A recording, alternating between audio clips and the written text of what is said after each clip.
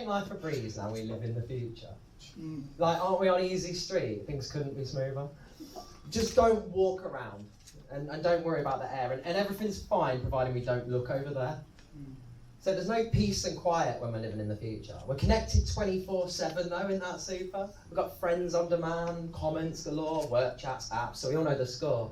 We're no longer shielded behind our front door because the pressures from outside, well now they demand a bedroom encore.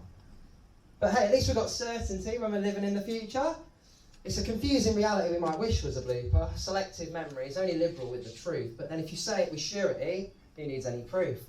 Stir up the pot, forget nuance and calm, get them angry, because then it's easier to start twisting their arm. Nationalists get in the street to peddle their future. Proud boys get out from behind their computer. They get out to protest with their flags and their booze, especially if they've got prior for domestic abuse. Because that's what it means to live in the future. That man who comes home is still the most likely to abuse you.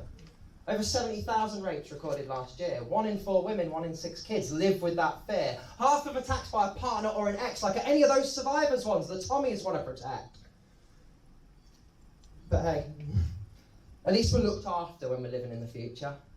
And a threadbare NHS will still tend to our heads and our sutures.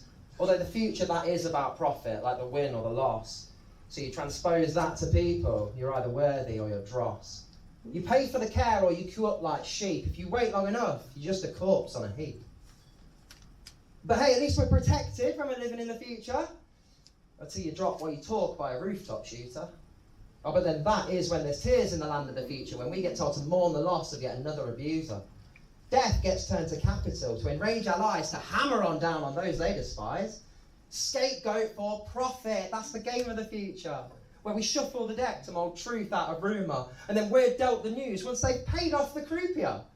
Lies and fanfare define this future, and all of it reeks like a bullshit diffuser.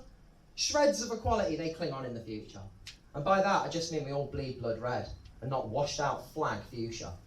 Like prejudice will become law with the way this world's tilting, and there ain't no smashing glass ceilings once you've been barred from the building. Like we don't have to accept that this is the future. Where we're hot-headed binary, one step from nuclear. We need to start thinking critically, learn to accept our mistakes, unify as communities and actually challenge that hate.